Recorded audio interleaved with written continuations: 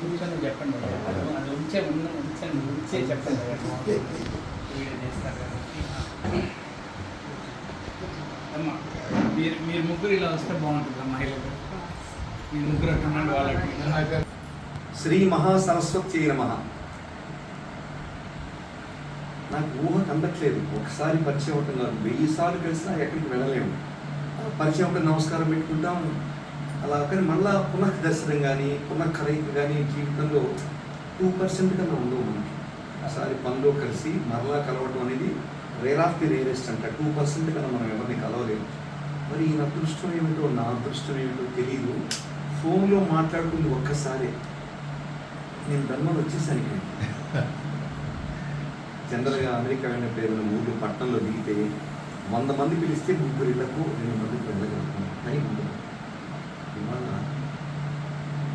వీరశేఖర్ గారు ఉంటుంది, ఆవుల వీరశేఖర్ గారు. ఆయన గురించి కొద్దిగా తెలుసుకోవడానికి ప్రయత్నం చేశాను. కారులో వచ్చినప్పుడు మాట్లాడుతుంటే కొద్దిగా మొత్తం తెలుసుకున్నాను.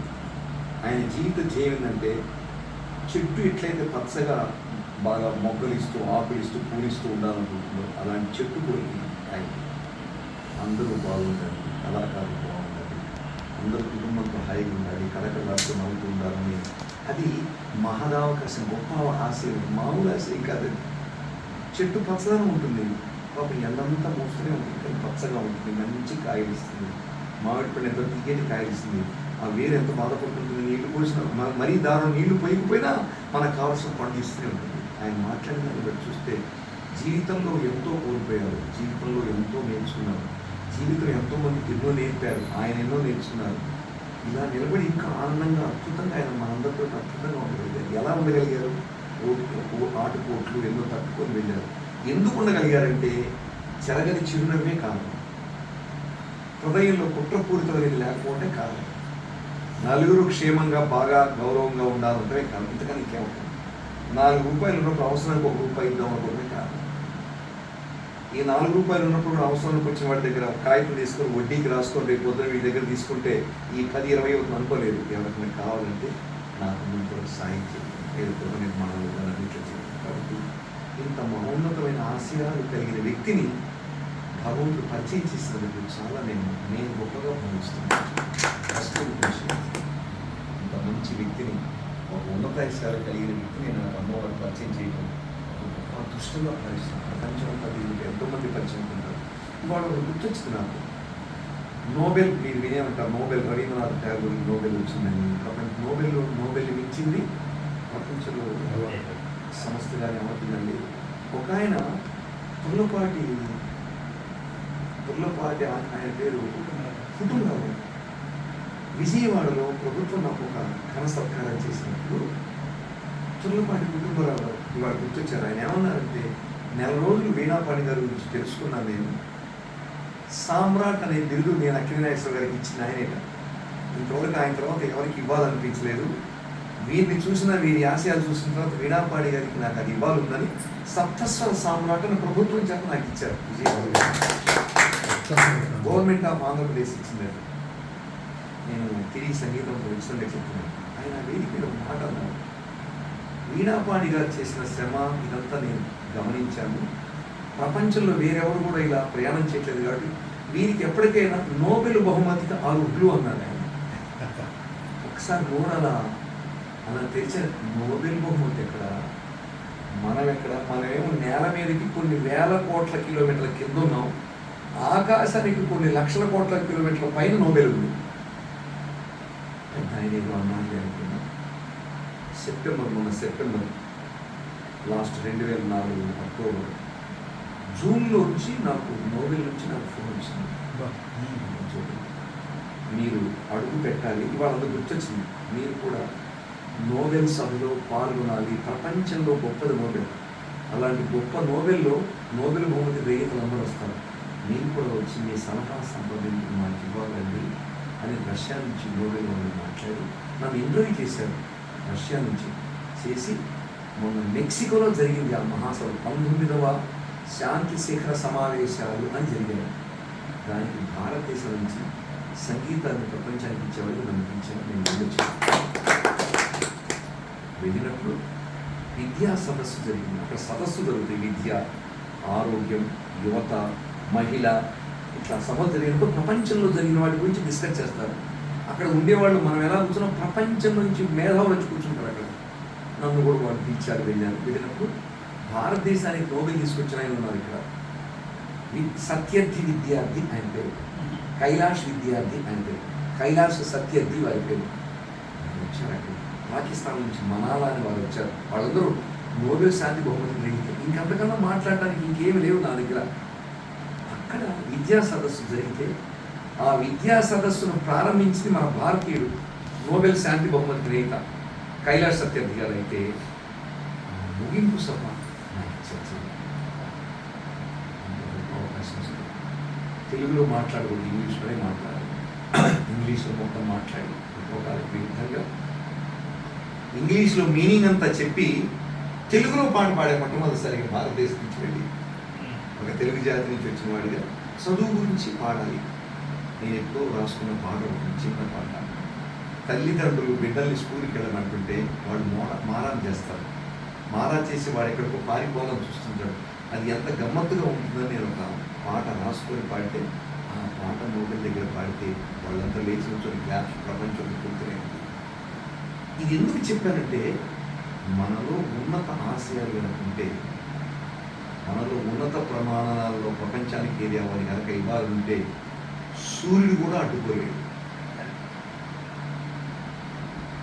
సూర్యుడు అడ్డం వచ్చినప్పుడు చంద్రుడు వస్తాడు, చంద్రుడు అడ్డం వచ్చినప్పుడు సూర్యుడు వస్తాడు. ఎవరో కూడా కాపాడుతూ మనల్ని ముందుకు తీసుకెళ్తారు తప్ప మన ఇంటికి రావడానికి అనేది జరగదంట. ఏదో మహానుభావుడు నోబెల్ గురించి అంటాం.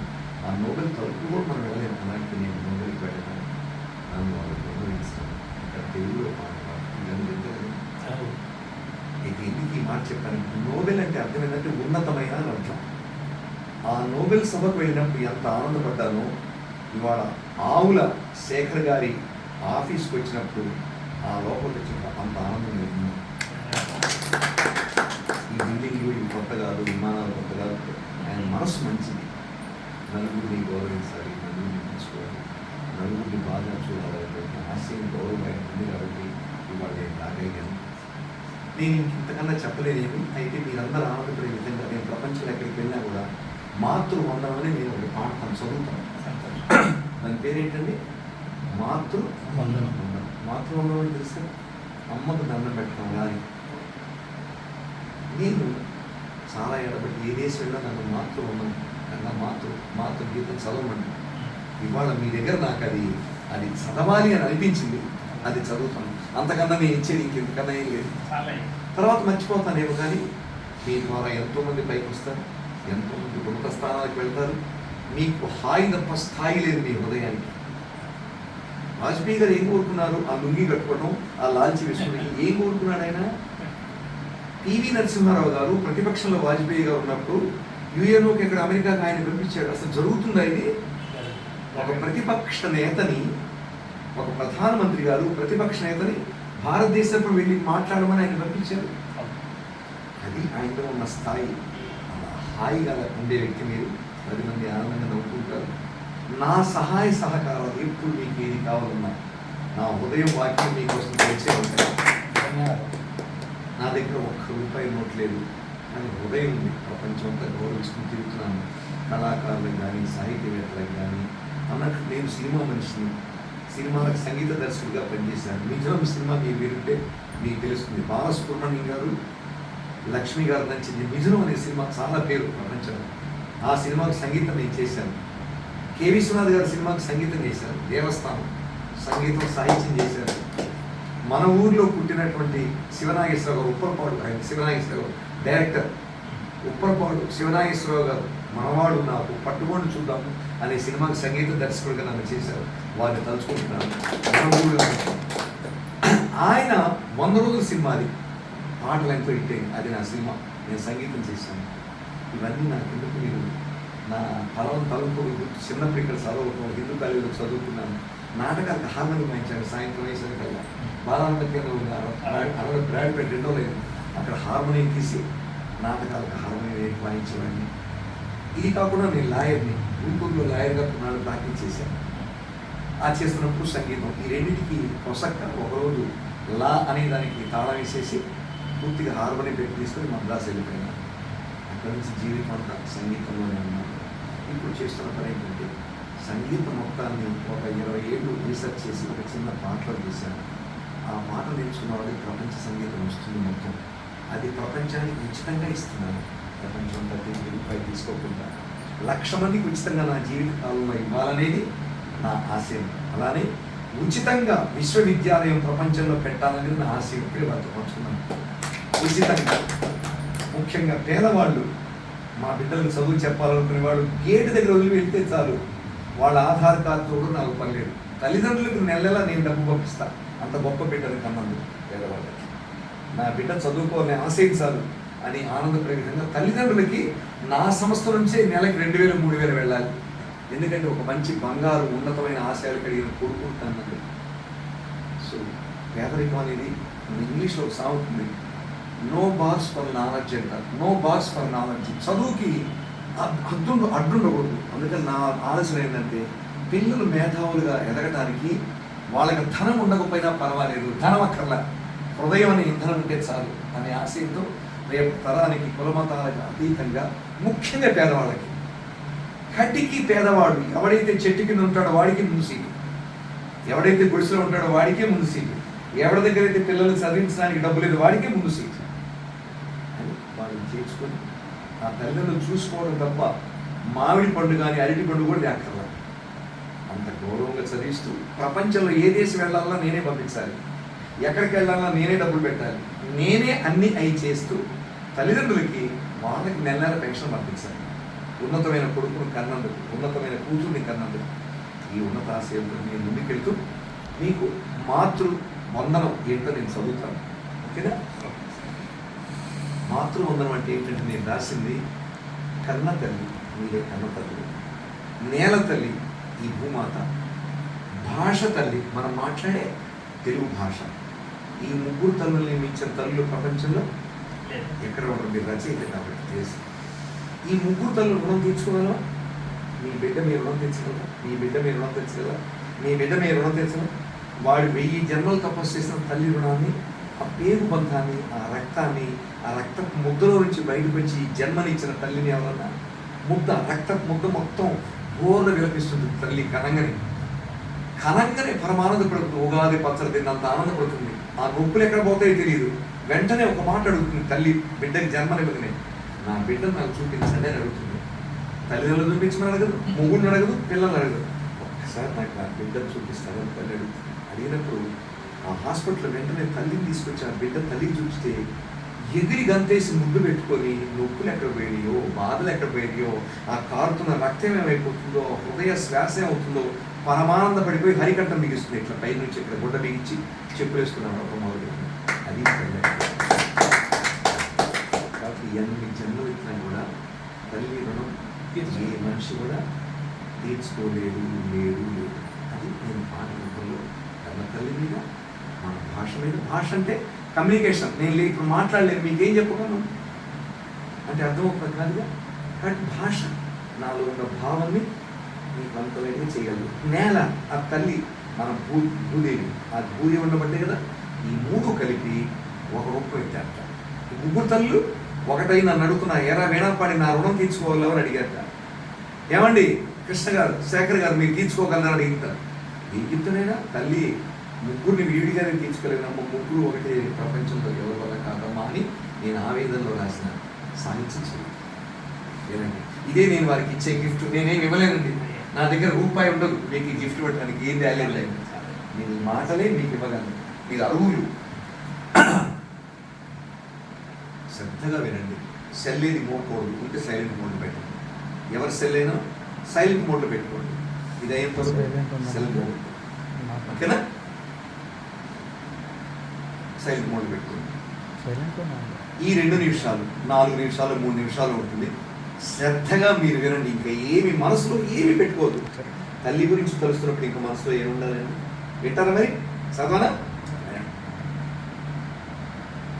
పుట్టిన నేల తల్లి, పాలిచ్చిన ముద్దుల తల్లి, మాట మాగాడులనిచ్చిన తెలుగు తల్లి, ఈ ముగ్గురి తీరు తెలుపగా, పుట్టిన గడ్డకు ఎదురు నిలిచి సరితూగెడి స్వర్గము లేని లేదు, ఆ మట్టికి మారుగా మనసు దోచెడి యంత్రము సృష్టి యందు భూతద్దము వేసి చూచినను ఎచ్చట కానరాదు, స్పృశించిన చాలు మట్టి నీకిచ్చడి మధురమైన అనుభూతుల పొరల తెరలు తొలగించుచు చూడు, బాల్యమున ముద్దుగా బొద్దుగా వచ్చిరాని వయ్యారపు నడకల పరుగు పరుగుతూ, బోసిగ నవ్వు నింపుతూ, బోలెడు మట్టి పెట్టెలను పప్పు చెక్కలుగా గోడల మొత్తన దాగి దాగి పలహారముగా తిని మురుకు పెట్టి, ఆ మట్టిలో దొర్లి దొర్లి ఆటాడగా అలుపురాగా ఆ గోడకు జారి నిద్రలో జోగిన వేళ, జన్మకిక రాధిక రాదు రాదు ఆ తీయటి కమ్మటి గుర్తులు కుర్టిగడ్డపై, మట్టికి వాసనుండుట మహత్తరమైన సత్యమే, దానిని నీకు తేల్చున్నది నీ మదిలో మమకార బంధమే, ప్రాణములున్న వరకు నీ ఊరను పేరును కలవరించు ఆ భాగ్యమే చాలు చాలు, నీ మనసున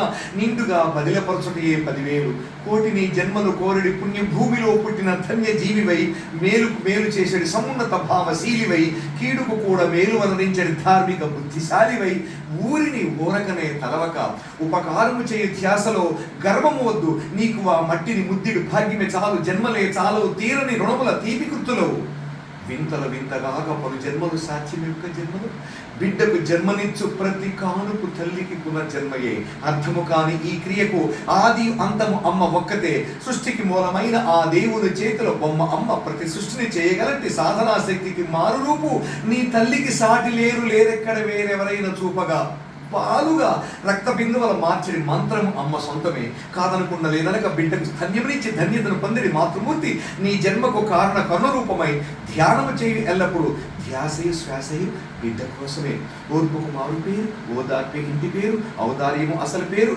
మమకారము ముద్దు పేరు, అనురాగమే అమ్మ పేరు, పలుకరగని ఆత్మస్థైర్యముకు ధైర్యమునిచ్చే తిట్ట అమ్మ, కనుసన్నల స్వార్థం శాశ్వతముగా తిరుగుతునుండు భూమిలా, బిడ్డల యోగక్షేమమే ఆమెకు ముఖ్యము గనుక, జన్మనే ఇచ్చిన తల్లికి మాట తడవగా ఇచ్చితి నడుచు గొప్పగా చెప్పేది బిడ్డల పిచ్చి మాటలకు అర్థములుండునా, ఏది కంటువును వెతికిన ఏమి ఫలితము, పుచ్చిన పుచ్చకాయలో తీపిగా పుచ్చుకొనటనే భావన ఉన్న అమ్మ, నువ్విచ్చిన ప్రేమ మాత్రమే జీవితకాలము పుచ్చుకొనటకే పుట్టితరన్న కన్నా ఆ తీపికి రుచి చెప్ప, ఈ దేవుడు నోరు మెదుపునో లెక్కకు ఒక్కడుండునా, పుట్టుక నుండి నోరు గల జీవివి మాత్రమే మూగి మొద్దువే, భాషల తల్లి జాలిపడి తెలుగును ఉక్కు పాలలో కలిపిన భాగ్యమే, నేడు నీకు ఈ మాటల పుట్టలు తేనె పట్టులుగా తీపి గుట్టలై, హాయిగా తెలుగు తల్లి పద సంపద చెట్టుకు ఊయలై, కోయిల కూత లాంటి కులుకైన కవిత్వపు కన్య సరసలై, పద్యపు గద్యపు నృత్యలైల సంగీతపు సుస్వర వీణ పాణి అయి, హరికథ బుర్రకథలుగా అద్భుత దృశ్య శ్రవణ కావ్యాలకు మాటల ఓటల మోట బావులై, భాషకు అసలు శిశలైన ఈ ఆశల ఊసుల పొరడకాంతయ్యి,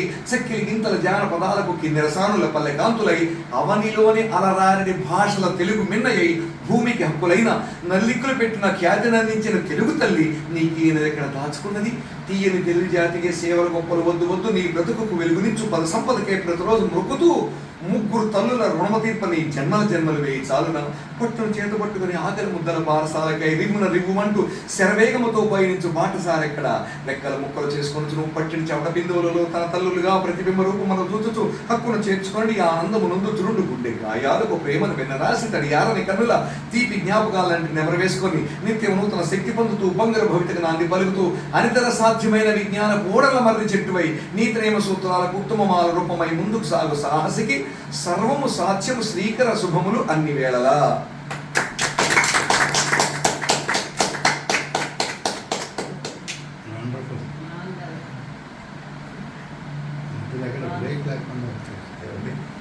బ్రేక్ ఎక్కడ లేకుండా తన్మయత్వంలో ఉంటారు, అవసరం నుంచి ఇచ్చేస్తుంది. భావాలు తప్ప నా దగ్గరికి వెళ్ళి ఆయన చదువుకుంటుంది, ఒకసారి నేనే ముందు మా తల్లిని అందరినీ చూసుకుంటూ ఉంటాను, కాలాలు వాళ్ళ రుణం ఎక్కడ తీసుకోవాలి, నా తల్లి జన్మ ఇవ్వబట్టే కదా నేను వాళ్ళ మీ అందరి ముందు, నా తండ్రి ఇవ్వబట్టే జన్మ, వాళ్ళ రక్తమాంసాల ముద్దలు కరిగించి నాకు ఇవ్వబట్టే నేను వాళ్ళ మీ ముందు కలిగింది. అలాంటి మహానుభావులు మన సమస్య రావడం మన అదృష్టం. అందులో ఆస్కార్ వచ్చారు. మీ కమర్షియల్ యాంగిల్లో మీరు చేసే సంస్థలు రియల్ ఎస్టేట్, మీకు పాట కావాలన్నా దానికి మ్యూజిక్ చేయడం, పాడించడం మొత్తం నేను చూసుకుంటాను. నాకు చెప్పండి, నేను మ్యూజిక్ తయారు చేసిస్తాను. సంగీతం చేస్తున్నాను కాదు, కానీ నేనేం మాట్లాడలేనండి, మీరు మాట్లాడండి, ఇంక ముగించేద్దాం.